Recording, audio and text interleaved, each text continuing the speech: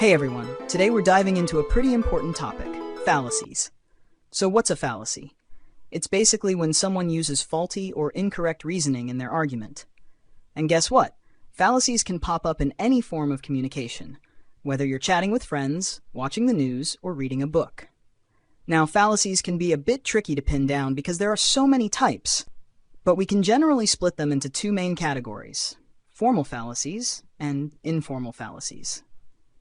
Formal fallacies. Let's start with formal fallacies. Think of these as errors in the logical structure of an argument.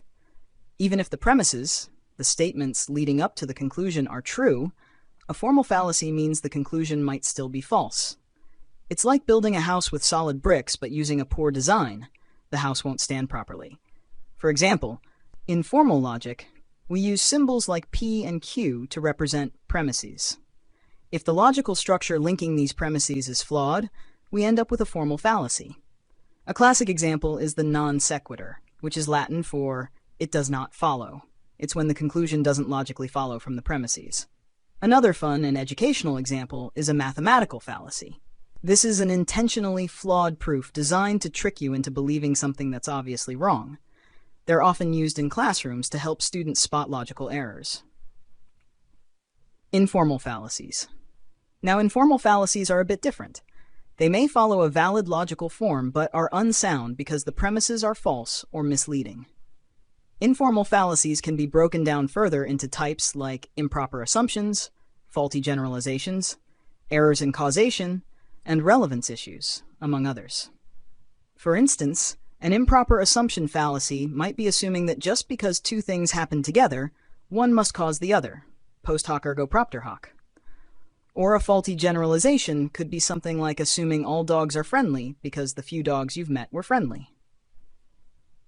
Why do we use fallacies? People often use fallacies, sometimes without even realizing it, because they're trying to win an argument or get people to agree with them. The goal might be more about persuasion than about sound reasoning. But it's crucial to spot these fallacies because they lead to unsound arguments and unproven conclusions. Valid versus sound arguments. To wrap it up, let's talk about valid and sound arguments. A valid argument has a correct structure. If the premises are true, the conclusion must also be true. A sound argument is both valid and has true premises. So the gold standard in formal arguments is to be both valid and sound. But remember, formal fallacies only deal with the argument structure, not the truth of the premises. To sum it up, a formal fallacy happens when the argument structure is flawed, even if the premises are true. On the other hand, an informal fallacy might have a valid structure but still be unsound because of false or misleading premises.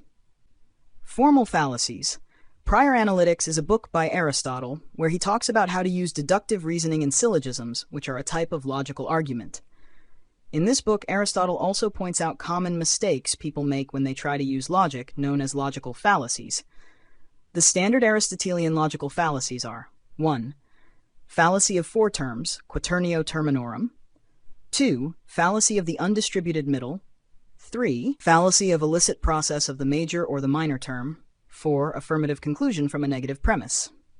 Fallacy of Four Terms, quaternio terminorum.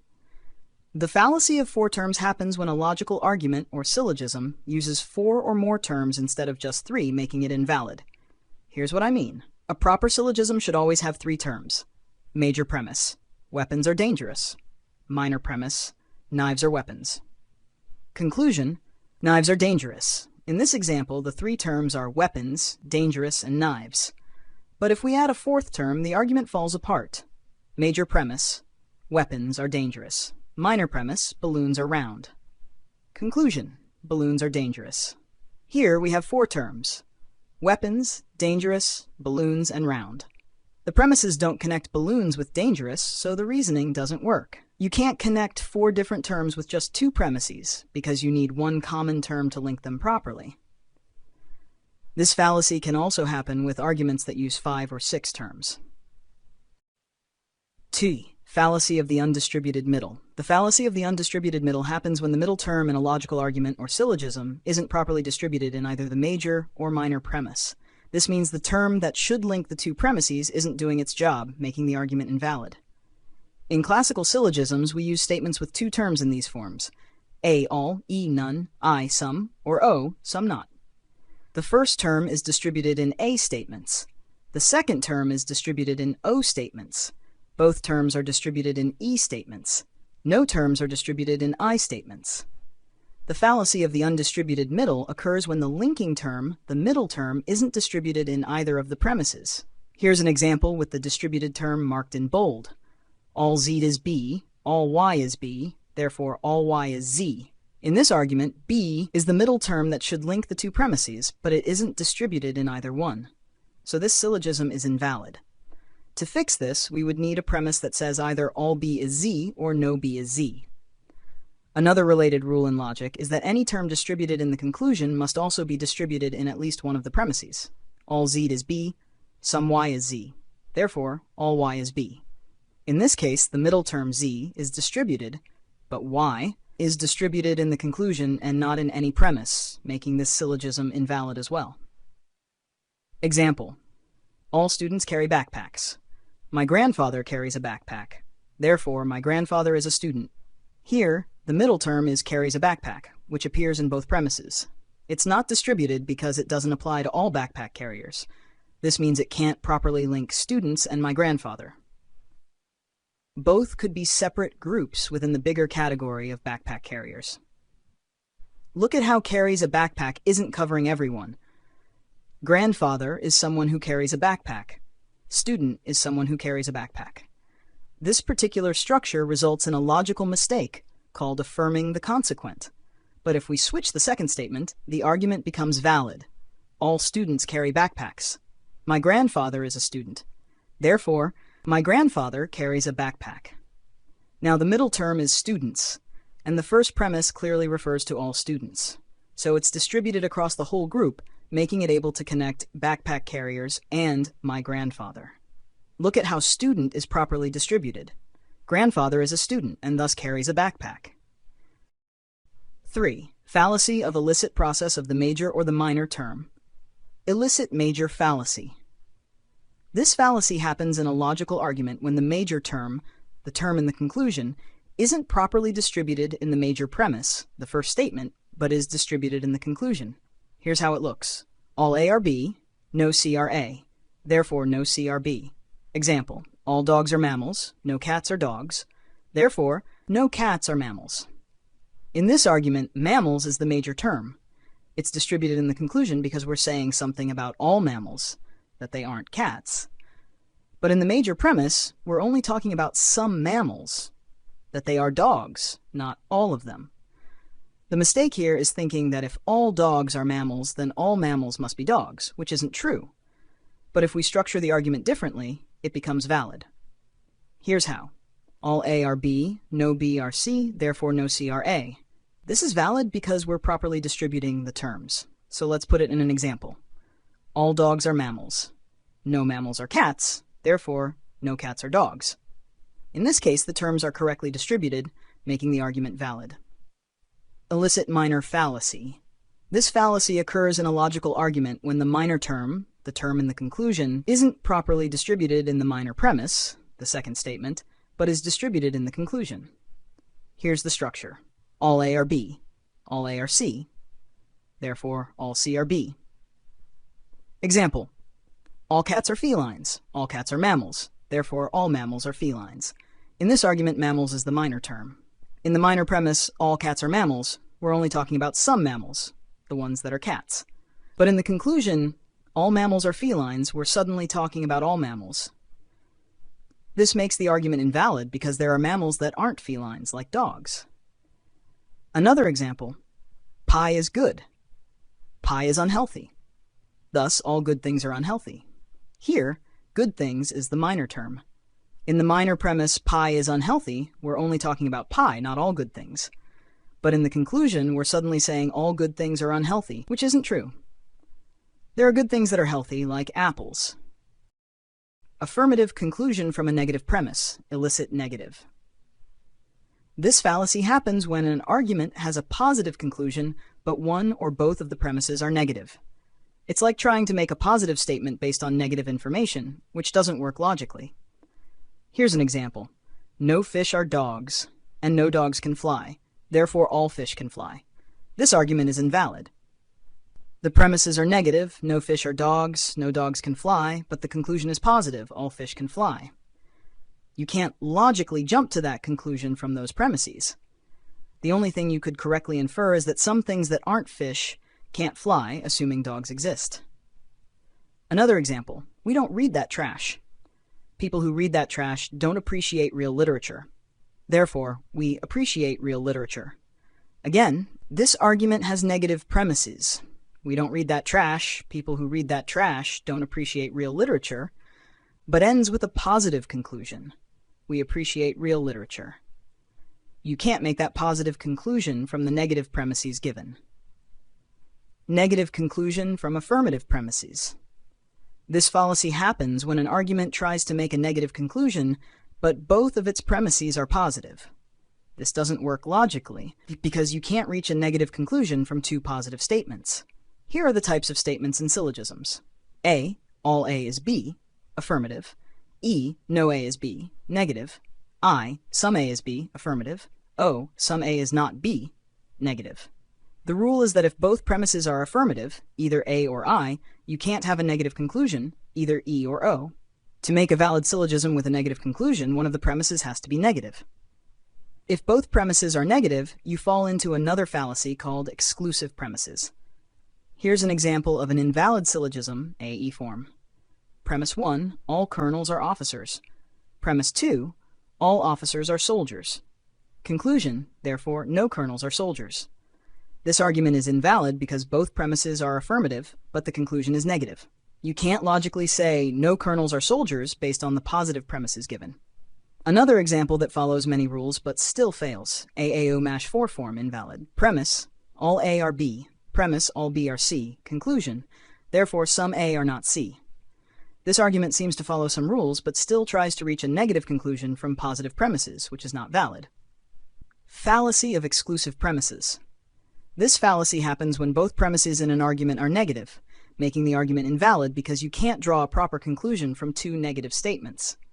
Here's an example of an invalid syllogism, EO04 type. E proposition, no cats are dogs. O proposition, some dogs are not pets. O proposition, therefore some pets are not cats. Explanation of example.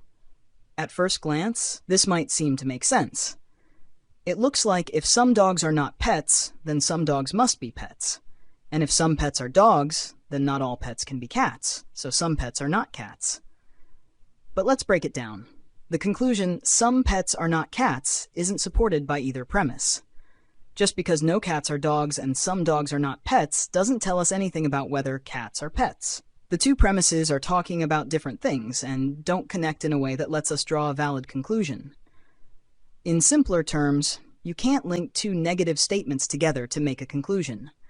They stand alone and don't give a logical basis for the conclusion, which is why it's called the fallacy of exclusive premises. Existential fallacy. This fallacy happens when you assume that a certain group or class has members, even when you shouldn't. It's like assuming something exists just because you're talking about it, without any proof that it actually does. Here's an example. Every unicorn has a horn on its forehead. This statement doesn't mean that unicorns actually exist. It only says that if unicorns existed, they would have horns on their foreheads. It doesn't prove that there's a unicorn out there somewhere. This fallacy shows up in arguments where you start with two general, universal statements and end with a specific, particular conclusion without proving that at least one member of the group actually exists. In modern logic, assuming that a group has members without evidence is considered a mistake. Bertrand Russell wrote about this in 1905, calling it the Boolean approach and explaining why it's wrong. This fallacy doesn't happen in arguments, enthymemes, that have hidden premises which assume the existence of at least one member of the group. Example, all trespassers will be prosecuted. Therefore, some of those prosecuted will have trespassed. This is a fallacy because the first statement doesn't require that any actual trespassers exist. It only states what would happen if they did, so it doesn't prove that there are any trespassers. This remains a fallacy whether or not anyone has actually trespassed. Informal fallacies. Informal fallacies are mistakes in reasoning that occur in everyday language. Unlike formal fallacies, which are flawed due to their logical structure, informal fallacies can be incorrect because of their content or the context in which they are used. These fallacies often seem convincing, which can lead people to accept them as valid arguments. This deceptive appearance is frequently due to issues inherent in natural language, such as ambiguous or vague expressions, or the reliance on implicit assumptions instead of clearly stated premises. There are many types of informal fallacies. Some well-known examples include the fallacy of equivocation, where a word with multiple meanings is used ambiguously, the fallacy of amphiboly, which arises from ambiguous sentence structure, and the fallacies of composition and division, which incorrectly assume that what is true for the parts must be true for the whole, or vice versa. Other common fallacies include the false dilemma, which presents only two options when more exist, begging the question, where the conclusion is assumed in the premises, the ad hominem fallacy, which attacks the person rather than the argument, and the appeal to ignorance, which asserts that something is true because it hasn't been proven false. There is no single agreed-upon way to categorize these fallacies, but one common method is to group them based on their source of error. Fallacies of ambiguity are rooted in unclear or vague language, making the argument confusing. Fallacies of presumption involve unjustified assumptions or false premises, leading to incorrect conclusions. Fallacies of relevance occur when the premises appear to support the conclusion, but are actually unrelated or irrelevant. By recognizing and understanding these different types of informal fallacies, we can better identify and avoid faulty reasoning in everyday discussions and debates. Fallacy of division. The fallacy of division happens when someone assumes that what is true for a whole group must also be true for each member of that group. Example: the second grade in Jefferson Elementary eats a lot of ice cream. Carlos is a second grader in Jefferson Elementary. Therefore, Carlos eats a lot of ice cream. This reasoning is flawed because just because the whole second grade eats a lot of ice cream doesn't mean that every single second grader, like Carlos, eats a lot of ice cream. The opposite of this fallacy is called the fallacy of composition, which is when someone wrongly attributes a property of a part to the whole group. Sometimes, a system might have a property that none of its individual parts have on their own, or it might have it for a different reason. This is known as an emergent property. The term mereological fallacy is another way of describing the mistake of thinking that what's true for the whole must be true for its parts. Fallacy of composition. The fallacy of composition happens when someone assumes that what's true for a part of something must also be true for the whole thing. Example: this tire is made of rubber, therefore the vehicle it's part of is also made of rubber. This is a mistake because a vehicle is made up of many different parts, most of which are not made of rubber. This fallacy can also happen even if every single part of something has a certain quality. Here's a more complex example. No atoms are alive, therefore nothing made of atoms is alive. This isn't true because of something called emergence, where the whole has properties that the individual parts don't have. This fallacy is similar to the fallacy of hasty generalization, where someone makes an unwarranted inference from a small sample to a whole population. The fallacy of composition is the opposite of the fallacy of division. More examples. Every brick in the wall is cube-shaped, therefore the whole wall is cube-shaped. Some people can become millionaires with the right business concept. Therefore, if everyone has the right business concept, everyone will become a millionaire. If a runner runs faster, that runner can win the race. Therefore, if all the runners run faster, they can all win the race. These examples show how the fallacy of composition incorrectly assumes that what's true for individual parts will be true for the whole. Fallacy of accident. The fallacy of accident happens when a general rule is wrongly applied to a specific case that is an exception to the rule. The name comes from the idea that some special features of the specific case make it an exception. Example: people who commit crimes are criminals. Cutting people with knives is a crime. Surgeons are people who cut other people with knives. Therefore, surgeons are criminals. This argument makes the fallacy of accident because it wrongly applies the general idea that cutting people with knives is a crime to all situations, including those where it's actually necessary and legal, like in surgery. Complex question fallacy. A complex question, also known as a trick question, multiple question, or fallacy of presupposition, is a question that assumes something that may not be true. When someone asks this kind of question, they are assuming a certain fact, and if you answer directly, you're agreeing to that assumption.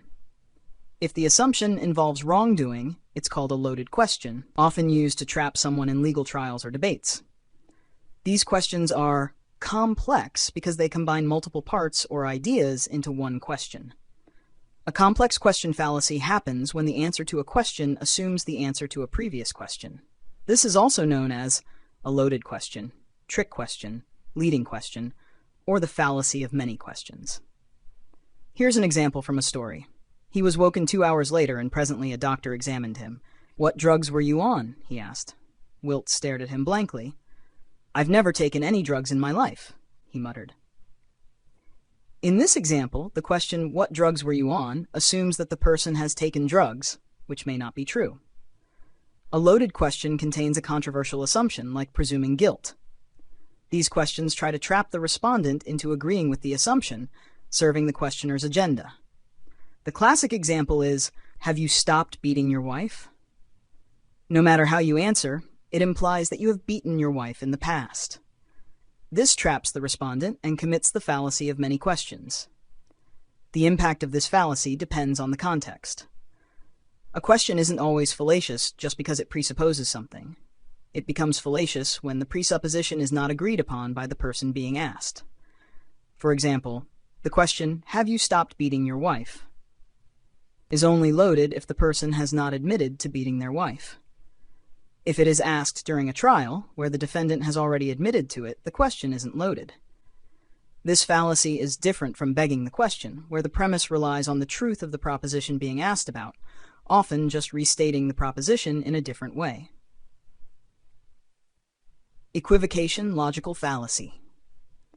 Equivocation, also known as calling two different things by the same name, is a logical fallacy where a word or phrase is used in an argument in an ambiguous way, or to mean two or more things. Here's an example. Salad is healthy, and taco salad is a salad. Therefore, taco salad is healthy. Obviously, taco salad isn't a dish most people would consider healthy. Sometimes equivocation is used for humor. Other times it's used to make a bad faith argument. For example, when asked about an overdue assignment, a student might tell their teacher that they worked on the assignment the night before. It's technically true, but while the student assumes the teacher thinks they mean finished, they actually meant that they merely did some work on the still unfinished assignment. A bad faith argument means a statement or position that the arguer knows isn't honest or fair. People make bad faith arguments to avoid thinking critically about the issues they're discussing, and to avoid acknowledging that their opponent's positions are well-reasoned and understandable. Equivocation isn't the only logical fallacy used in bad faith arguments or argumentative essays. Other common ones include the straw man fallacy and the red herring fallacy. Equivocation is an informal fallacy, meaning the illogical part of the argument lies in how the argument is applied, rather than its structure. Equivocation often follows this format. If x is y and y is z, then z must be x. Here are a few examples. Soil is natural. Natural things are good for you, so it's okay to ingest soil. All men are created equal. Women aren't men, so all women aren't created equal. Cats make great pets. Tigers are big cats. That means tigers make great pets. Equivocation is easy to spot when it's spelled out like this. It can even seem comically simple, so much so that it feels ridiculous to group it with other logical fallacies you might encounter in writing. Slippery slope fallacy. The slippery slope fallacy is when someone argues that one event or action will lead to another, more extreme event or action. This might happen because the first event directly causes the second, sets a precedent for it, or simply creates an environment where the second event can occur.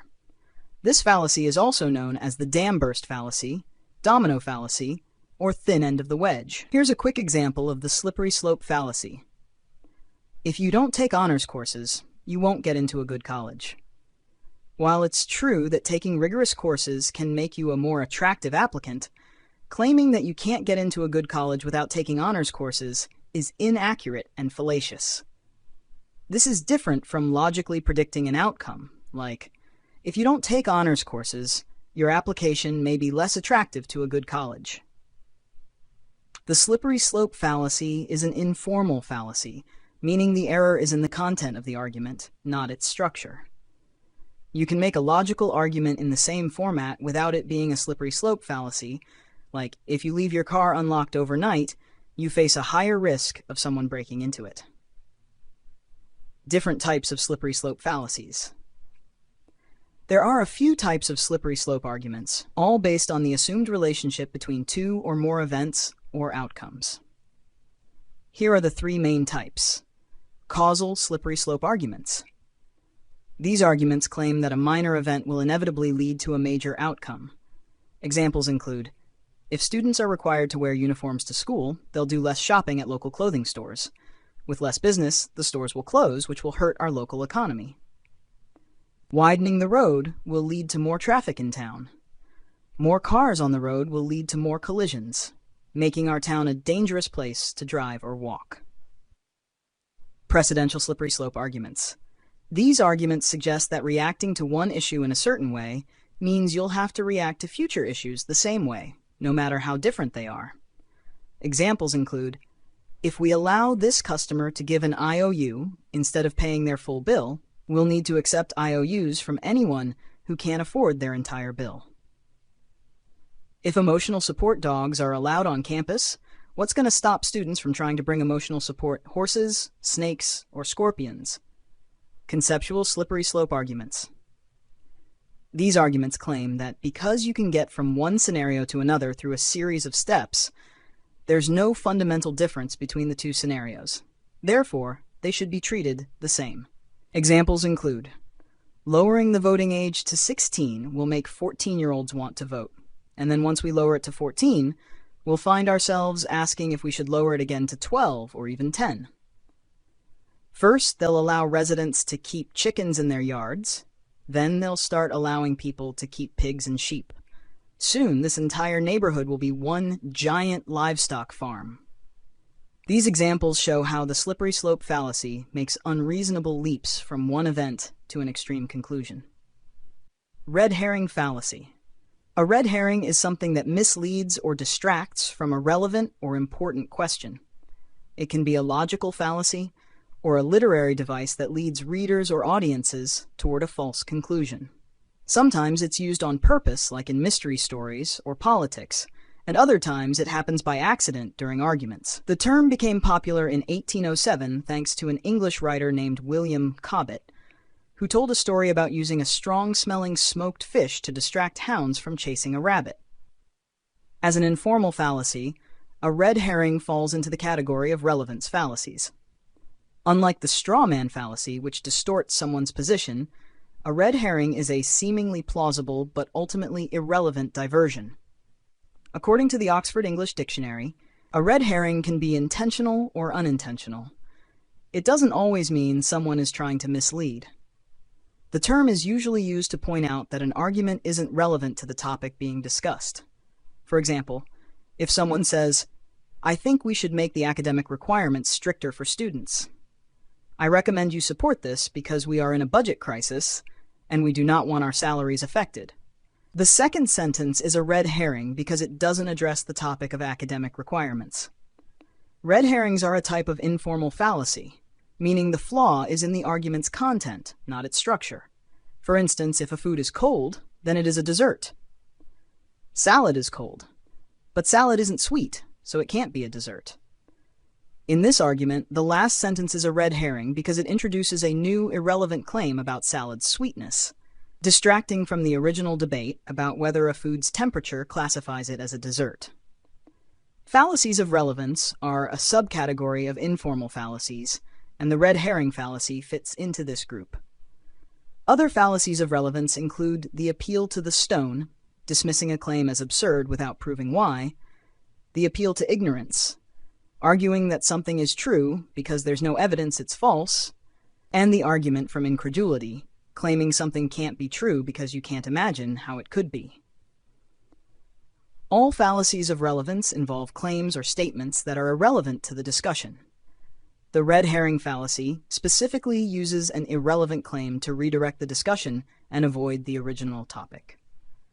It can also be called a fallacy of misdirection.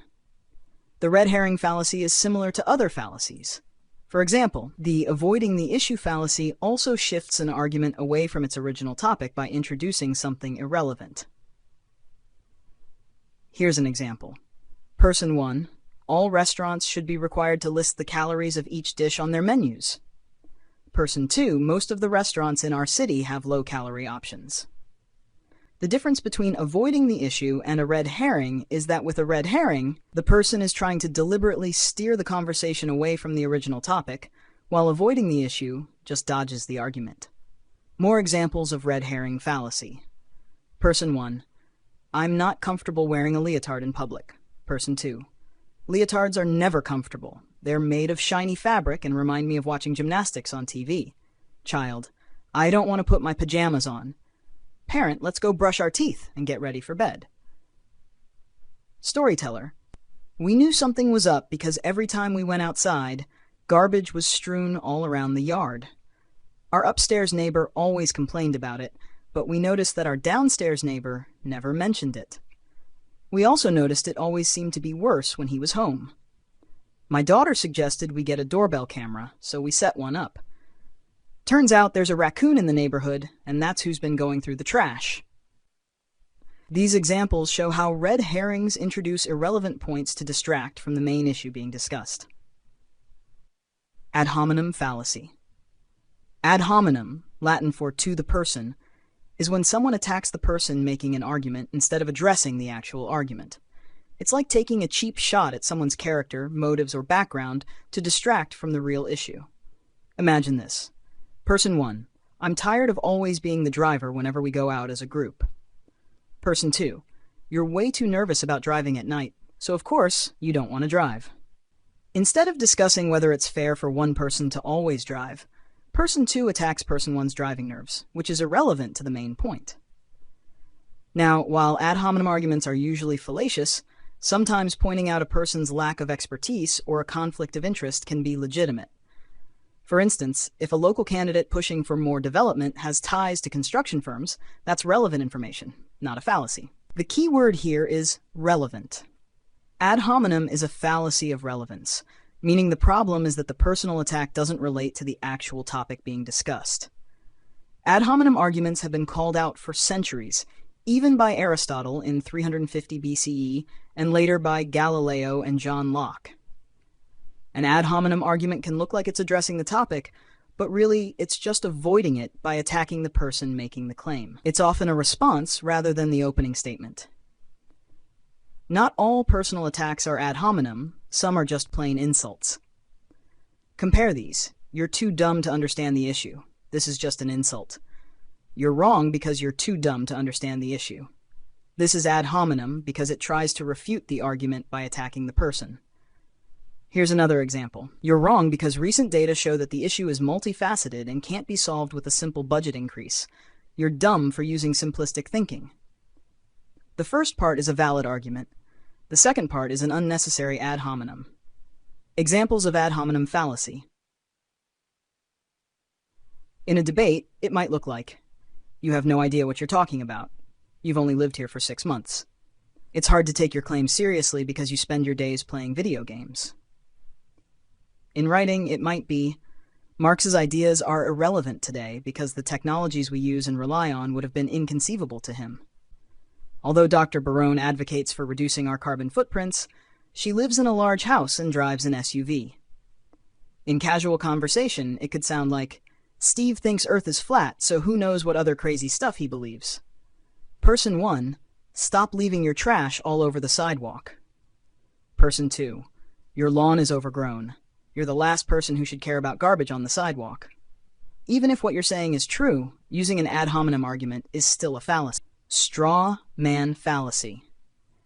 A straw man fallacy happens when someone argues against a distorted version of the original argument instead of the actual argument.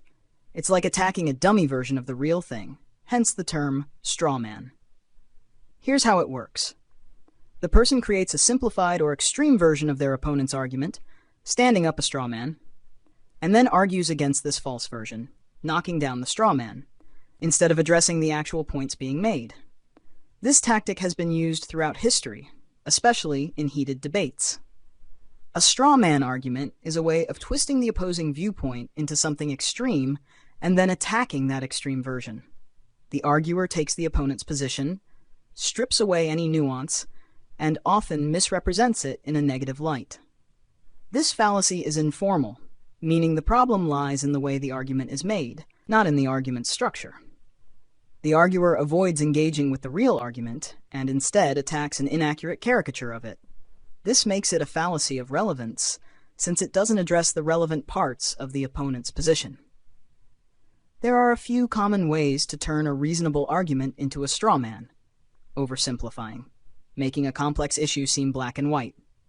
Focusing on one part, ignoring other factors and presenting a small part as if it's the whole argument. Taking it out of context, twisting someone's words to mean something they didn't intend. Presenting an extreme version, portraying a fringe viewpoint as the mainstream one. Examples of straw man arguments. Person 1. Because of the thefts in our building, I think we should add more security cameras. Person 2. So you're saying you don't trust your neighbors? Person 1. I think we should mute debaters' microphones when it's their opponent's turns to speak so they can't interrupt each other.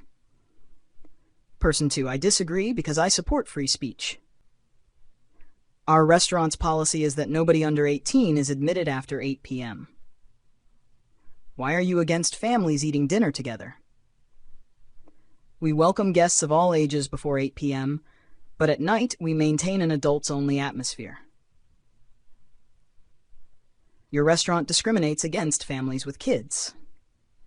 In these examples, Person 2 distorts Person 1's argument into something it isn't, and then argues against that distorted version. This is how the straw man fallacy creates the illusion of refuting the original argument without actually engaging with it. Appeal to pity.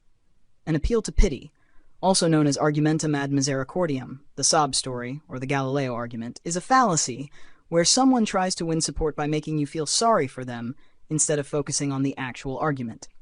This is a specific type of appeal to emotion.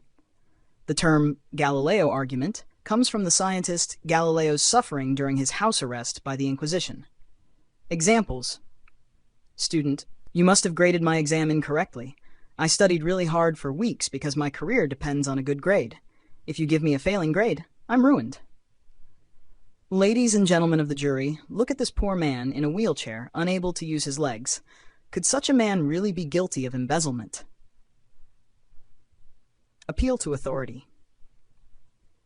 The appeal to authority fallacy happens when someone claims something is true just because an authority figure said it.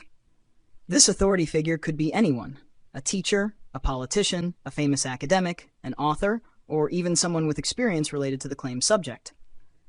The statement might be true, but that's not the point. What makes this a fallacy is that it relies on the authority figure's word without providing actual evidence. It usually goes like this. Expert in Y field says X is true. Therefore, X is true. Just like other appeal to fallacies, the appeal to authority fallacy is a fallacy of relevance. That means the argument's support isn't actually relevant to the discussion. Other fallacies of relevance include the bandwagon fallacy and the red herring fallacy. You might wonder, how can an authority's statement be irrelevant? Isn't citing credible sources important? Well, yes, and that's why the appeal to authority fallacy can be tricky. Unlike an appeal to pity, it's possible for an appeal to authority to be a good argument. The difference is in how it's used. Example. Applicant. My advisor told me I'm a stronger candidate for grad school if I take advanced writing courses. Alone, this is just a statement. But look at it in a conversation. Grad school admissions counselor, to get into grad school at our university, you need at least a 3.5 GPA. Applicant. My advisor told me I'm a stronger candidate for grad school if I take advanced writing courses. This might be true, but it doesn't change the fact that the school requires a 3.5 GPA. This is what makes it an appeal to authority fallacy.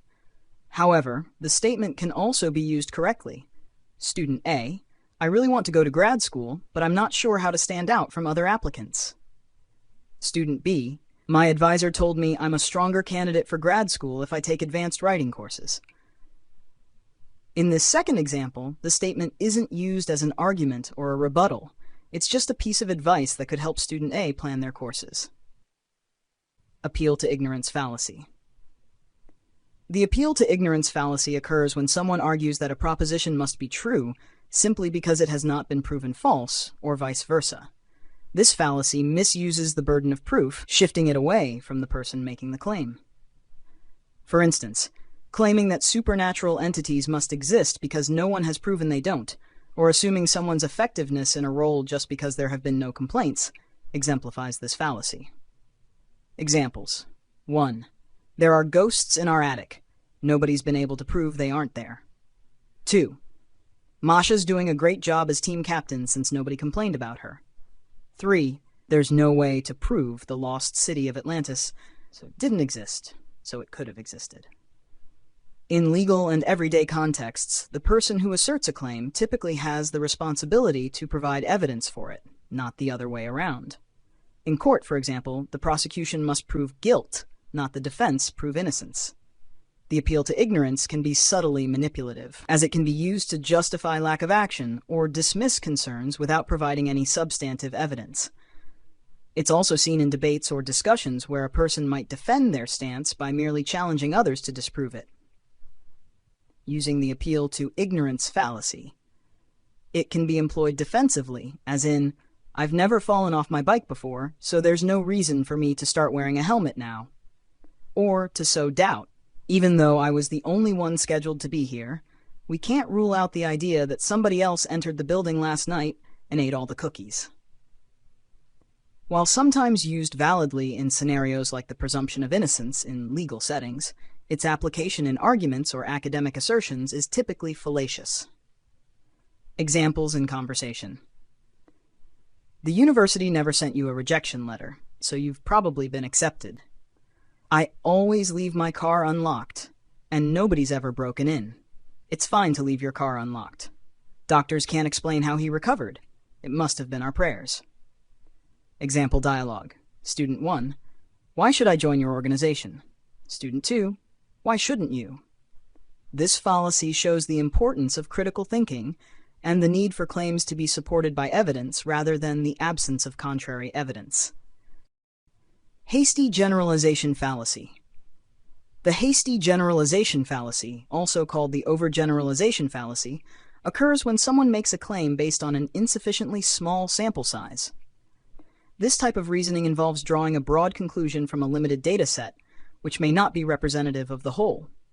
It's a common error in reasoning because it takes a shortcut in the induction process by generalizing too quickly without sufficient evidence. Here's how it typically unfolds. An individual experiences or notices something in a small group or event and then generalizes that observation to a much larger population or range of scenarios. Example 1. Visiting New York City and observing fewer people with cars, then concluding that most Americans don't own cars.